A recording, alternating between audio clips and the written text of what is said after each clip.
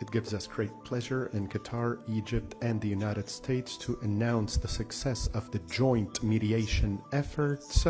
and the fact that the two belligerents in the Gaza Strip have reached a deal on the prisoner and the hostage swap and announce a ceasefire in the hopes of reaching a permanent ceasefire between the two sides, as well as allowing the access of large quantities of relief aid to the Palestinian brothers in the Gaza Strip. First off, I would like to thank our partners in the Arab Republic of Egypt, the United States of America, notably the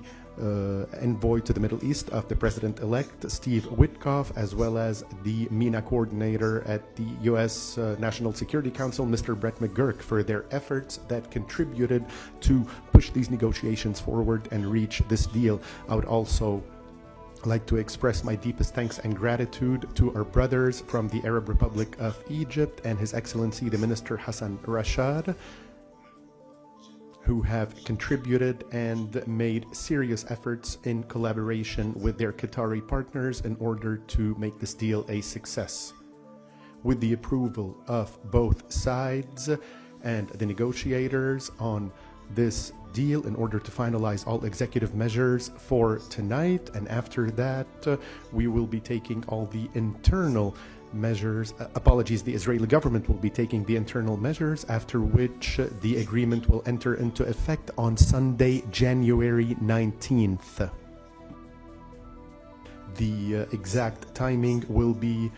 identified later. The phase 1 of the agreement will go on for 42 days, and it will include a ceasefire and the withdrawal of Israeli forces to the east away from populated areas. Israeli forces will then be positioned along the Gaza border, and which will allow for the swap of prisoners as well as the swap of remains and the return of the displaced people to their residences. This will also facilitate the travel of wounded and sick people in order to receive treatment. Phase 1 also includes an increased flow of relief and humanitarian aid to all parts of the Gaza Strip, as well as the rehabilitation of hospitals, health centers, bakeries, and allowing the entry of fuel and civil defense equipment, as well as basic necessities for displaced people who lost their houses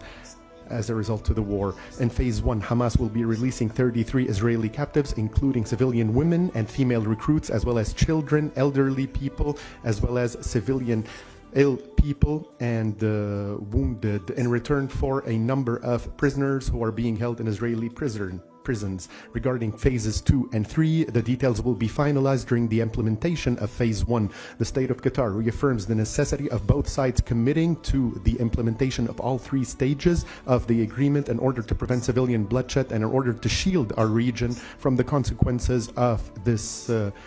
conflict and ensure that we have lasting peace in the region. Qatar will continue its joint efforts with the Arab Republic of Egypt and the United States of America to ensure that all sides are following through with their commitments and engagements and ensure that all 3 stages will be implemented. We look forward to seeing regional and international efforts coming together in order to assist with relief and humanitarian aid and supporting the United Nations in its attempts to enter aid into the Gaza Strip. Qatar will spare no effort to offer help to the families in the Gaza Strip and doing everything that's necessary to alleviate the suffering of the residents of the Strip. Since October 8th, we in the state of Qatar saved no effort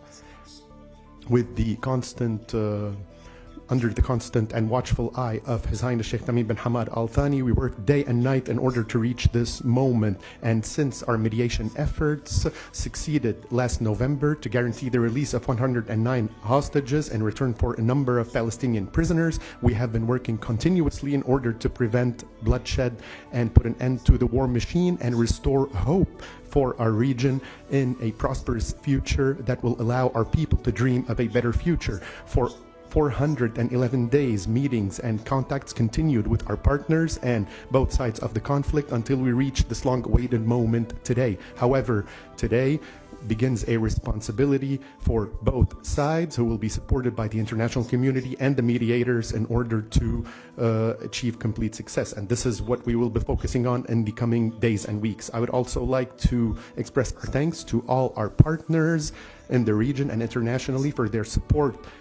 to our efforts all the way until we reach this deal. And in conclusion, I would also like to remind our brothers in the Gaza Strip that Qatar will continue to offer support to our brothers in Palestine, and that this happens under the close watch and the watchful eye of His Highness Sheikh Tamim bin Hamad Al Thani, day and night, hour by hour, and minute by minute. We would like to tell them we give thanks to Allah for bringing us to this moment today, and hopefully this will be the last page in the days of the war.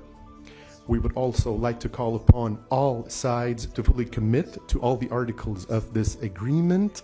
and to continue implementing these procedures and measures in accordance with the agreement. The state of Qatar will continue working jointly with its partners in order to make sure that this deal is implemented in full and that calm returns to the Gaza Strip in a sustainable manner, and we will never give up the people of Gaza. Thank you.